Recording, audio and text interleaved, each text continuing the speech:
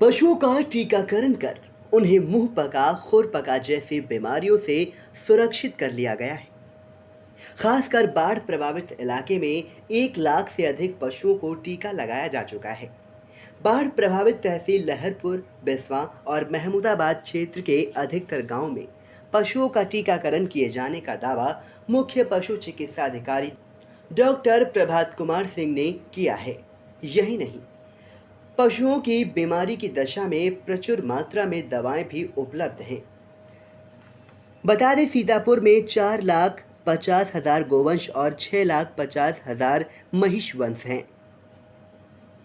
बाढ़ आने पर एवं बाढ़ का पानी निकलने के बाद फैलने वाली बीमारियों से बचाव के लिए सीतापुर में पशुपालन विभाग द्वारा क्या तैयारियां की गई हैं? मुख्य पशु चिकित्सा अधिकारी डॉक्टर फीके सिंह ने आई इंडिया को जानकारी दी। सर, बाढ़ आने से पूर्व क्या तैयारियां की गई हैं पशु विभाग की तरफ से? देखिए, पशुपालन विभाग की तरफ से बाढ़ से पूर्व, चूँकि हमें समय ज़्यादा लगता है टीकाकरण में, हमने 2 माह पूर्व से ही टीकाकरण प्रारंभ कर दिया था। और टीकाकरण करीब 3 तहसीलों में जहाँ बाढ़ आती है इस जनपद के, उन तीनों तहसीलों में हमने करीब 1 लाख से ऊपर टीकाकरण कर लिया है और अभी भी चल रहा है टीकाकरण।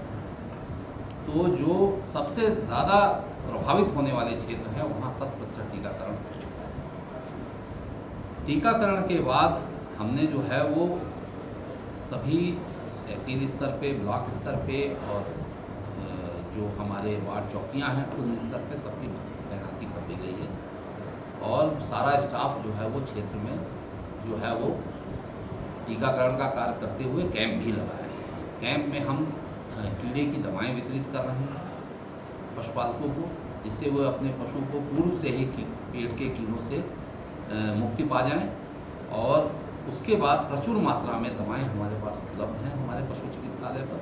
यदि बाढ़ की ऐसी स्थिति आती है और दवाओं की आवश्यकता पड़ती है तो हर प्रकार की दवा हमारे पास उपलब्ध है, जिसकी कोई कमी नहीं है पशु चिकित्सालय पर।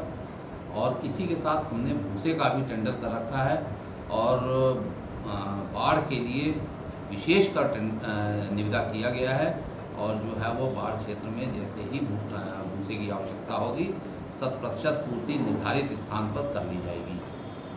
तो एक तो ये है। तीसरा, हम लोग जो है वो बाढ़ आने के बाद पशुओं के लिए, क्योंकि पशुओं में रोग से लड़ने की क्षमता बाढ़ के समय थोड़ी कम हो जाती है, इसलिए हमने इम्यूनो बूस्टर भी बनाने का प्राविधान रखा है, जिसको कि हम पशुओं को पहले ही दे देंगे, जिससे उनकी रोग से लड़ने की क्षमता बनी रहे और उनको जो है वो बीमारियां न हो।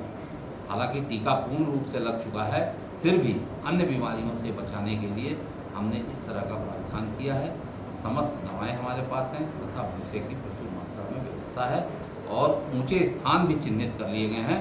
यदि बाढ़ की इस प्रकार की स्थिति आती है कि जो है वो पशुओं को ऊंचे स्थान पर ले जाना पड़ सकता है, गांव खाली कराना पड़ सकता है, उसके लिए हमने जो है वो ऊंचे स्थानों का गत वर्ष की भांति ऊंचे स्थानों का चिन्हांकन कर लिया है। और ये हम अनाउंस करके टीकाकरण के दौरान ही बता देते हैं कि अगर इस तरह की कोई स्थिति आती है, दैवीय आपदा आती है, तो आप अपने पशुओं को इन स्थानों पर जो है वो ले जा सकते हैं, वहाँ आपको भूसा आदि उपलब्ध करा दिया जाएगा।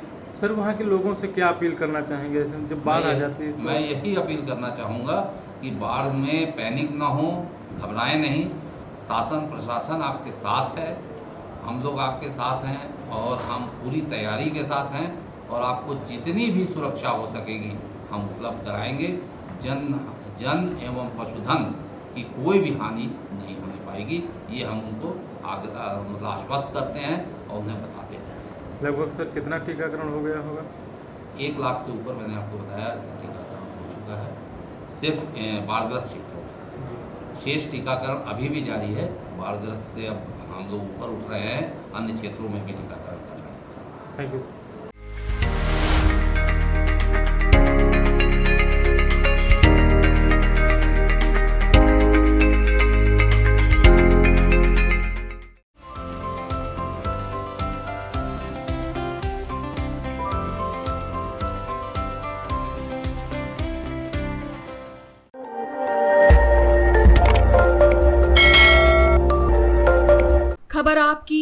नजर हमारी। देखते रहिए आई इंडिया।